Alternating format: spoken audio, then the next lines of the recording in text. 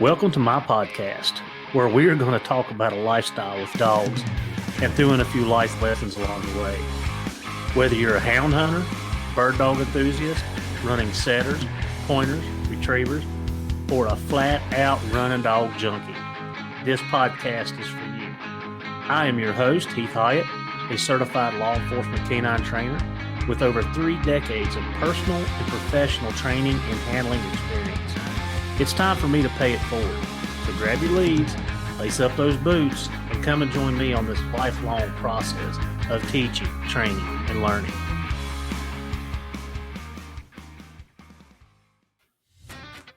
Are you looking to unlock your dog's full potential and give them the best nutrition possible for peak performance? Then look no further. Inukshuk has what you're looking for. Inukshuk's nutrient-dense formulas are crafted to keep your dog's energy high and performance top-notch.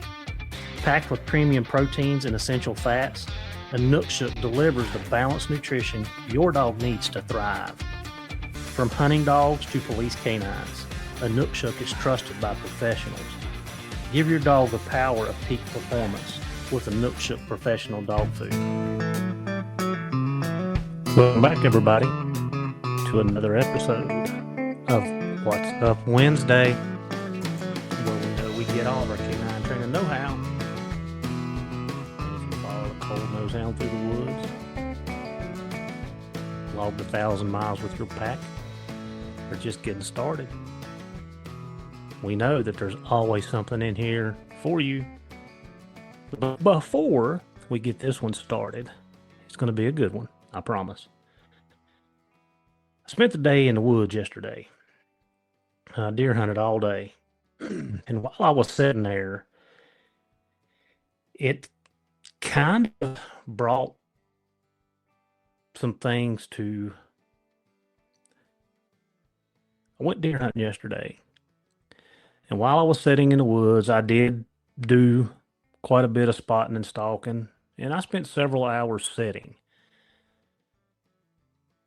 But there's 2 kinds of quiet in the woods. You know, when the hounds are running, it's chaos. Barking, echoing up and down hollers, breaking brush, your heart's pounding. It's loud, it's wild, and it's alive. But when you're deer hunting, there's a stillness in the woods that you just cannot find anywhere else. Sitting there, waiting for a deer, you start to notice every sound that Mother Nature has to offer. The soft whisper of the winds blowing through the trees, the leaves falling systematically, sounding like footsteps on the forest floor, the rhythmic beat of a crow's wings cutting the air, and then the all-famous squirrel rustling through the leaves 2 ridges over, and somehow it sounds like an elephant crashing through the timber. It's quiet, but it's not empty. It's full of life. It's full of calm. And when I'm out there, it's just me in the woods and all of God's creation. It's moments like that make me think of Larry Fleet's song, Where I Find God, which is one of my favorite songs, because he's right.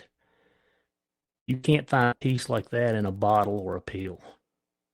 It's the kind of peace that finds you when you slow down long enough to just listen.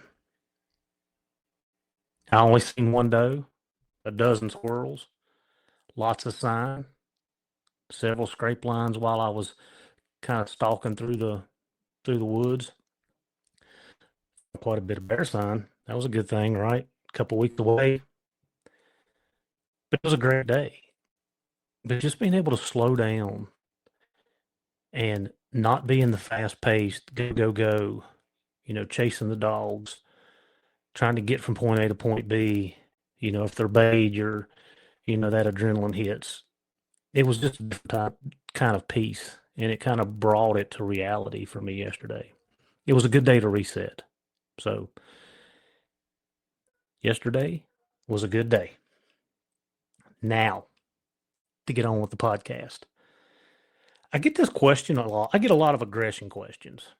And I actually had one yesterday about a dog that jumped on another dog, different setting, different venue. And I'll say this because I get asked this stuff a lot. It's hard when you're not standing there watching what's happening. And if you don't know the precursors, like what led up to it, it's a hard answer. Like you kind of give throw a throw net over it. You kind of hit all the high points, maybe, maybe not. But today we're going to talk about understanding and fixing food aggression. Because if you've ever if you've ever fed a group of hounds, you know feeding time can turn into a rodeo quick. You know, the growling, snapping, the guarding bowls. It's something that a lot of hound hunters deal with, especially if you have multi-dog kennels, and most of us do. So why does it matter? Well, first and foremost, safety for the dog and the handler. You know, if you're doing this around our police dogs and they become food aggressive, resource guarding is what we're going to call it. They'll take a chunk out of you. Our hounds not so much, but we want to reduce stress in the kennels, and we all know the correlation between food aggression and problems in the pack. And most of the time, it brings it up at the tree when you're an hour out, 2 hours out, several miles, cold mountain ridges, even a mountaintop. That's when it happens, and there's nothing you can do about it. And I've seen a correlation over this through my experience in 30 plus years of hound hunting, that if you have a dog that shows the food aggression, resource guarding is what we'll call it, you end up with trouble at the tree. Not all the time, but most of the time. And I just want to put this disclaimer in here. Guys, we're just going to touch the highlights, okay? We're not going to get into a really deep dive into dog psychology and dog behavior because that takes a long time, and each individual circumstance or situation is different. So it's got to be handled a little different. But we're going to kind of throw you a lifeline on some things to look for and get started with. So why do dogs develop food aggression? That's the first question I'm going to ask. Why? And what are the first steps we're going to do to start fixing it the right way? I've done a lot of the wrong way. And that's why I do this podcast, because I've learned a lot of stuff through failure. So bear with me. Here we go. Let's define food aggression. I've already said it. Resource guarding is another word, or you're going to hear on it. It's protecting something valuable. Food is valuable. We go back to survival for the dog. They've got to have food to survive. Food, water, and air, right? There's 4 domains, but we're going to talk about 3 of them. We talk about the food, water, and air a lot. And a lot of times it's not about dominance. It's more about insecurity. So here's some common signs. You're going to see a stiff posture. You're definitely going to see those dogs watching you as you're there. That you're going to see a lot of white in the eye, the hard stare, growling, hovering over the bowl, snapping at another dog when they approach. That's some of the things, that's the basic things you're going to see. So hounds are pack animals. They are bred to live, to hunt, and to eat together. And I say this all the time when people ask me about, the alpha dog, the alpha dog, the alpha dog. Like if you watch a wolf pack or a coyote pack and you start watching those dogs, the alphas eat first, and when they're done, the subordinates come and they eat second. And there may be a subordinate that tests the alpha, but it's a one and done. Like after that, it's done, right? A little bit different with us because of the domestication. So many hounds are raised in litters and kennels, where the food may be limited or feeding is fast paced. So let's talk about fast paced. We come in from work, just like now, the time's changed. It's dark. By the time I get home about this about 5:20, 5:30 about every day, and it's starting to get dark. I hate feeding in the dark. So I rush around and, bam, bam, bam, feed, water the dogs, clean the pens, and try to get it done as fast as I can because of the time change alone. That's not counting when we have, school functions, family functions, volleyball, basketball, football games and stuff that the kids are involved in. And this is going to play into another factor here in just a minute too. But it's kind of chaotic. It's fast paced, so we do these things in a hurry. I want to go back to the limited food. Like, this kind of starts at the mother. When they're born, they come out of the womb, and the first thing they want to do is eat. They can't see and they can't hear, but they go straight to food. And when you have a big litter, let's just say we have 10, you have a big litter, and what happens to the runt? The runt gets pushed aside. The bigger puppies will nudge them out, and they can't eat, or they're the last to eat. So you start paying attention to those things. Like, all right, this is already indoctrinated in that puppy, and his eyes and ears ain't even open yet. But he's already getting bullied and pushed. And what's he got to have to survive? Food. He's got to have nourishment from the mom. It teaches them to guard or eat quickly at a very young age. And then we go into the stages where we start feeding them on our own. And, I always try to do that. I try to overfeed. Like, I really do. I try to overfeed, and I'm not saying like buckets, but as I start out, I want food left for them. And then I just take the pan and I give it to the mom. I let the mom clean it up, and then I learn to adjust as I go. But I feel like it's very important that I do that for this reason alone. So a lot of guys that are buying dogs or getting dogs off other people, you need to know that background. Are the people that you're getting the dogs, the pups, and dogs or pups, because I've gotten older dogs that are this way. Are they being fed consistent? Do they have enough to meet their needs? Talk about that in a second. And if not, they don't forget that. So that goes into their food drive. And hounds are scent driven and highly food motivated. So when I say scent driven, everybody's dog food puts off an odor, right? And remember, like, when I talk about my little tracking stuff that I do, I use, the packets of tuna. Tuna's the cocaine for dogs. A lot of that's the smell. It's a real high motivated thing for them. That drive can amplify guarding instincts. And this is something we're trying to prevent. So let's talk about the habits that we do that makes it worse. Let's start there. So we've just described what causes it.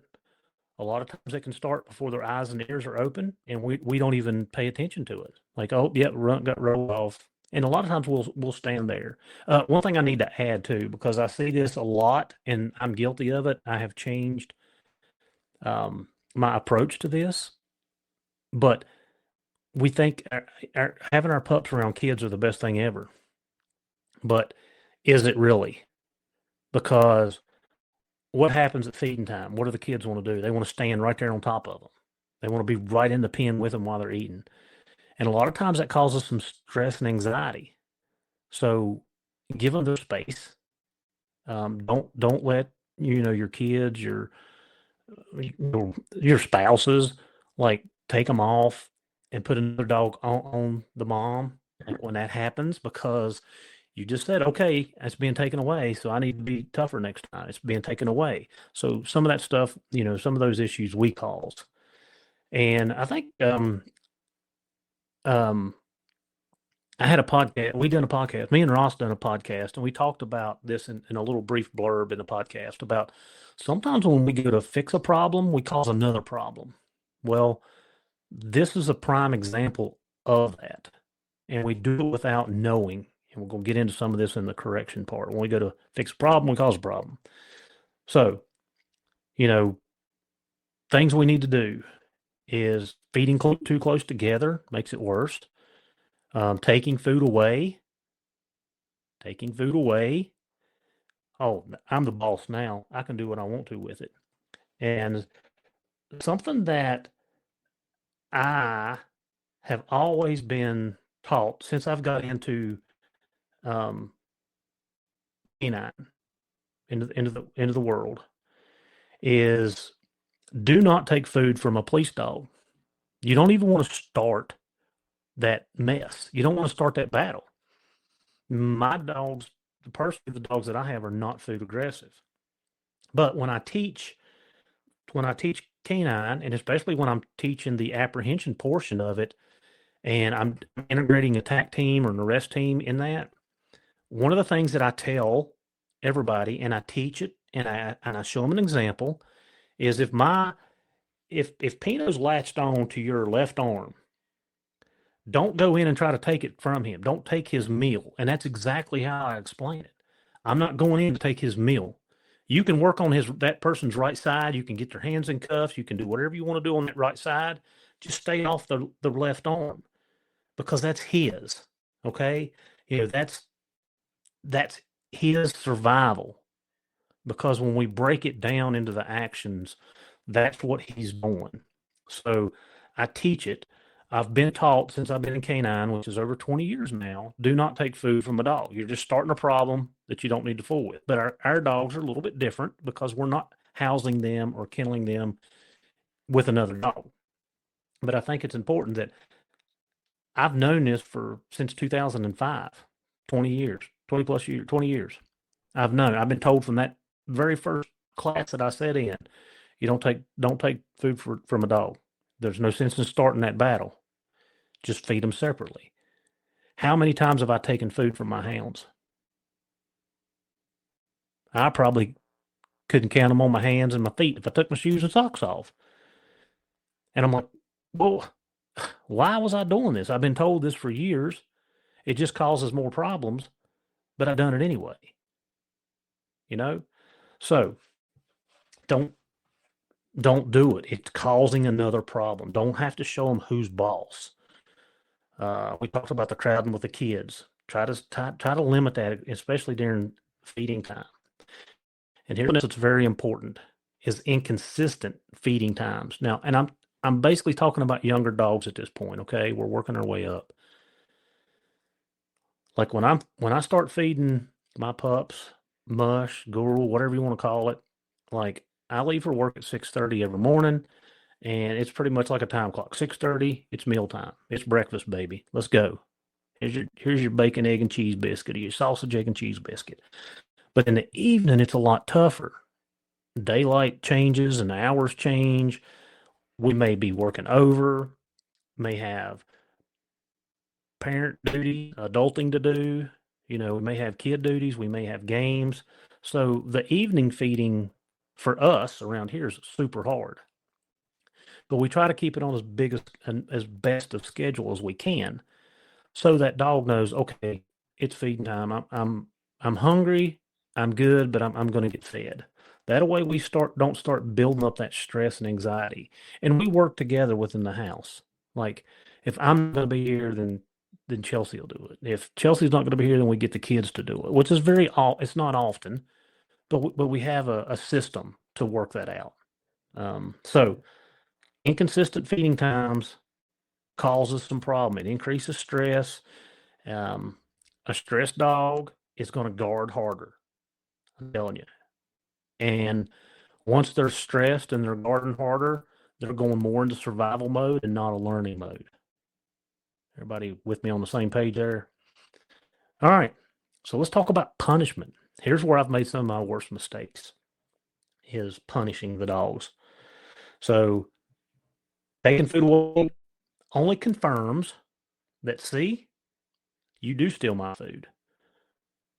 And if I take it away when I'm feeding the group, the litter pack, whatever you want to call them, together, and then they're going to somebody else's food because they didn't get to eat theirs. And then I'm building that problem, even though in my mind I'm taking care of it. Well, you want to grab? Boom, I'll take it away from you. And I've done it a lot, a lot. It breaks the trust and it escalates the aggression issues. I mean, the goal is not dominance, right? We don't want dominance. We don't want dominance in our packs.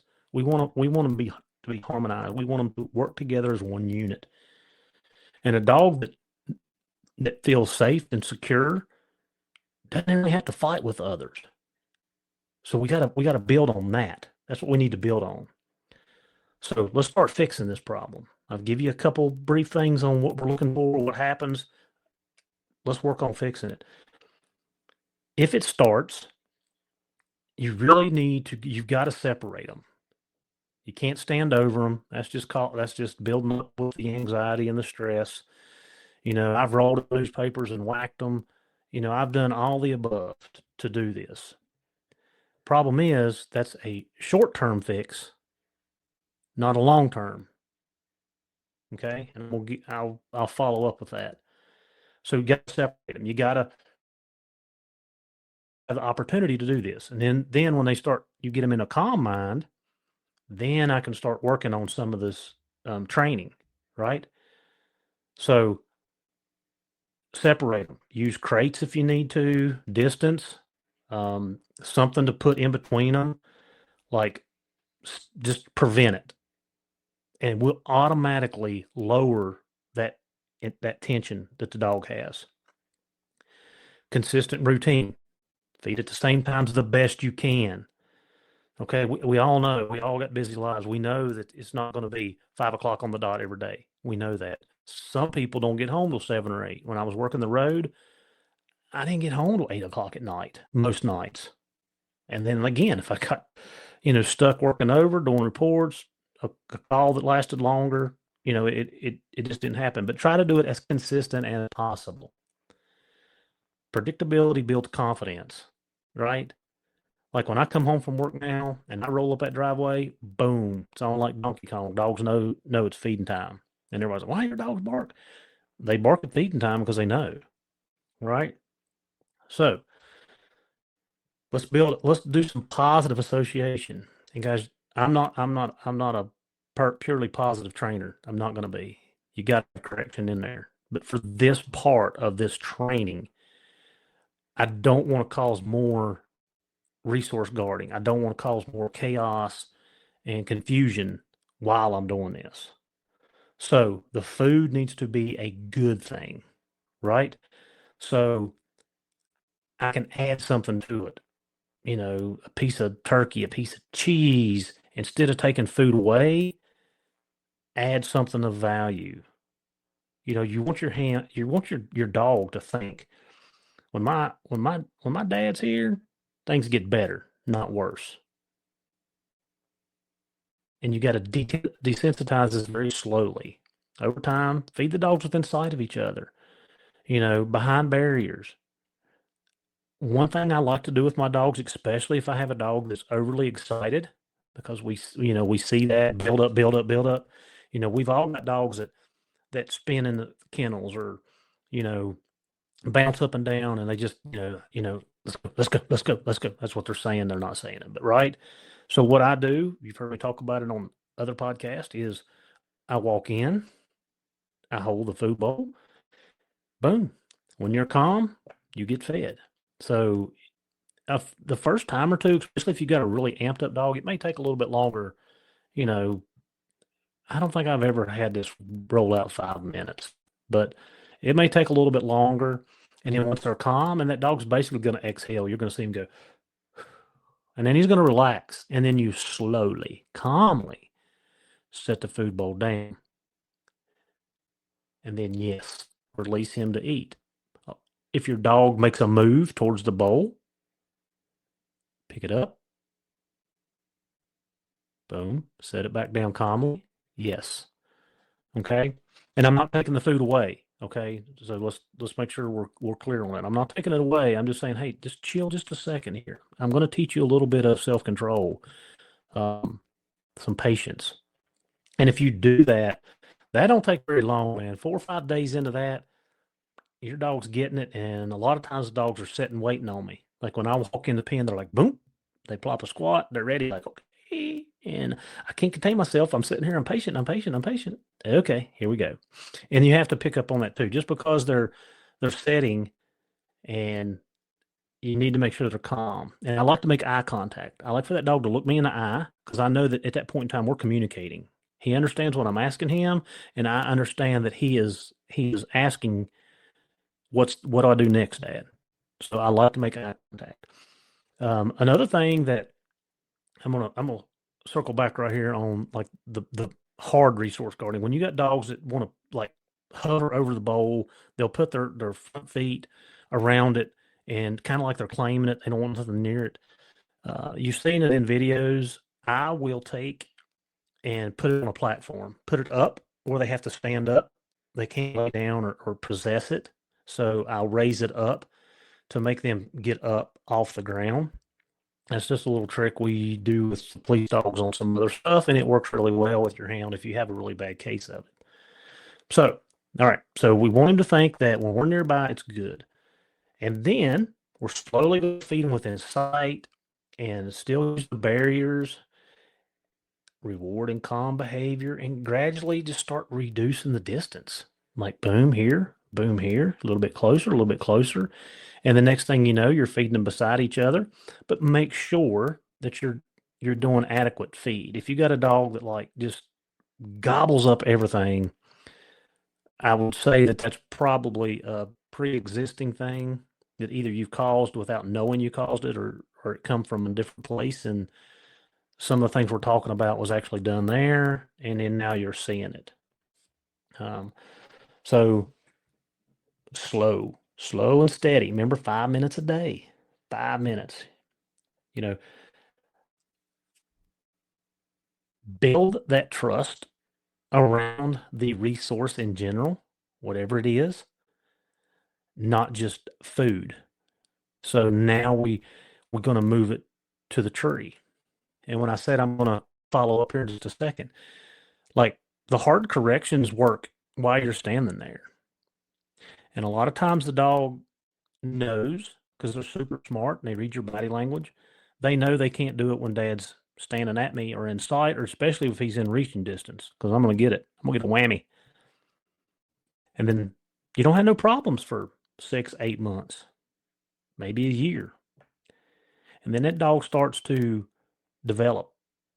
He comes into his own. And I'm just going to talk about a male because it's easier to use that for an example. But then a male starts going through that juvenile adolescent stage, and then all of a sudden, boom, testosterone's dropping and he's finding his own. And then we get to a tree a year later, 14, 15 months later, and it pops back up. And we don't put 2 and 2 together. But hey, I fixed this problem earlier, but now it's popping up here, so it's completely different, unrelated. Probably not. You got to connect those dots. You just did the short term. I fixed it while I'm standing here, but you didn't fix it there. So that's why it's very important to take your time and do this very slowly. Never punish the warning signs. And I know this sounds crazy, but just hear me out. Growling is communication. It's actually really good feedback. When you hear a growl, you know, okay, something's on, or they don't approve of this, X, Y, and Z, whatever. Correcting it just makes the dog go straight to biting next time. Back to the police dogs. You correct a police dog 2 or 3 times for being verbal, and the next time they're like instead of a rattlesnake warning you with the tail, it's like a copperhead. You're bit, gone. So that's why we don't want to punish that, but we want to fix it. So we've got to figure out a way that we can relate to the dog and take that away. Well, the first thing we're going to do is separate the problem. If we got 2 or 3 dogs in there, I'm just going to separate them out. Because it's going to pop back up when they start maturing. I'll promise you. So slow and steady. Take your time. Very patient. But once you separate the dog from the issues, from wherever he's having the issues, like you will see that this desensitizes the issue and you can start working, but the dog's got to be in a calm mind to be trainable. And, you know, food aggression isn't about dogs being bad. It's about either insecure, hungry, or fearful dogs. So you want to build trust. You want to create structure. Remember, you feed them in a calm manner. Boom, I stand here. When you're calm, you get fed. You slow that down. That's how you start to fix it. And again, this is kind of just a broad overview. This is not an in-depth dog psychology thing. We're just talking about it. And I'll tell you a story real quick about a recent dog that I had this problem with. And I feel pretty 95% sure that I've got it taken care of. But what I did is exactly the steps that I brought the dog home. The very first day I had 2 other dogs out with him. I put the food down for all of them in one bowl. And again, my mistake, because I brought a strange dog in to my home and just said, okay, here, have at it. So I should have done that a little differently. And was our best learning tool is failure. Boom. I failed test 1. So as soon as the 2 females come over, he did not fight them, but he blowed at them. Both of them, one on each side. And of course they backed off like, what's going on? Because they've been fed together. This is not something that they've dealt with. So I give them a couple days and I did it again. Same result. And I'm like, all right, got to fix this. So I had an empty pen and I was letting the dog run loose. So he had his own reign. But I had an empty pen. So from that day forward, I started feeding him in the pen. I didn't have to shut the door. I just fed him in the pen by himself. Fed the girls together, fed him separately. And as he understood, and here's another mistake I made. We talk about make sure you're feeding them sufficient food. Bigger dog, I was feeding him the same amount as I was feeding my bigger dog. Because he's a pup and he's growing, he needed a little bit more calorie intake, right? So in his mind, I'm not getting enough. I need more. And that was a big part of his problem is I was underfeeding. He looked good, but once I added a half a cup to his food, that took a lot of the problems out of the way. And he understood that, all right, I'm going to get fed and I'm going to have plenty, so I can cut some of this nonsense out, which was, like I said, big part of fixing the problem. So I started feeding him in the pen. I added food to his stuff and gradually started feeding him a female that was beside him in the pen closer and closer. So these are 5x10 kennels, 5 foot wide. So I was feeding him on one side, feeding her on the other side. So they were 10 foot apart. And over time, I started closing the distance. And now I was feeding them right side by side. And now I can actually put them in the pen together and feed them together. But I make sure that there's plenty of food there. We're not having to fight over it. There's no need to. Dad's going to provide for you. There you go. So this has taken me probably a month and a half. Probably took me a month and a half to complete where I'm at. But that's what I did. So if you give them patience and consistency, they'll give you what you're asking for in return. So, food for thought, just try to do away with taking food away. Again, I've done it a lot, and I was probably wrong. This actually worked out better than I thought. But if you get an older dog that you're having these problems with, you're probably going to take you a little bit longer. Remember, the younger the dog, the easier it is to teach. Once the dog starts getting some age on him, you're doubling the amount of teaching time most of the time. Again, there's the outlier, most. Not all, but most. That's been my experience. And because I'm not the best trainer in the world, it may take me a little bit longer. That's a wrap for this week's What's Up Wednesday. Thank you guys for tuning in, and I hope you are as excited about walking this trail with me as I am able to walk it with you. If you got something out of today's episode, make sure to like it, share it with a friend, a fellow hound hunter.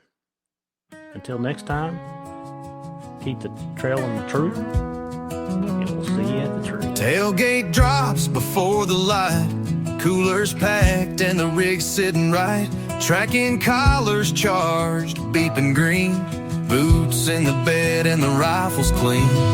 Dog box rattling, engines hum, we're chasing bear till the day is done. Old ring barking like he knows what's near, nose to the wind, tail full of cheer. From the Virginia mountains to the Carolina clay, we're burning fuel and miles each day. Every turn's another tale, through mountain mist and paper trails. We see the sunset red in Tennessee, rise through the fog in old WV. North Carolina's pines echo loud with the cry of a hard-run hound. New York forest, Maine's deep snow, Vermont valleys where the black bears go.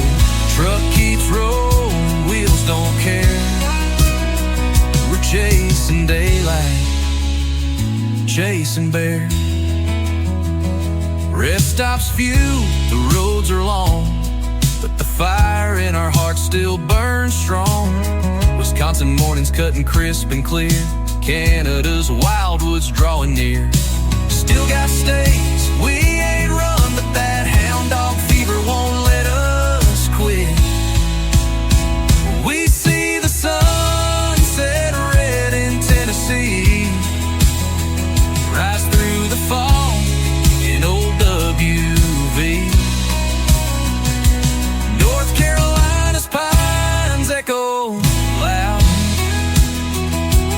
with the cry of a hard-run hound. New York frost, Maine's deep snow, Vermont valleys where the black bears go. Truck keeps rolling, wheels don't care. We're chasing daylight, chasing bear. Gas station coffee, Alpha XL on the dash. Another back road, another bear track. Friends made fast and stories told slow, under stars where only hunters go. We see the sunrise gold in Canadian air, and it sets on a trail down in Appalachia. Packing steel and leather, grit and care, we're built for the road and chasing bear. So load the dogs and slam the gate, there's a trail ahead, we won't be late. From dawn to dusk, we're always there, chasing daylight, chasing them bears.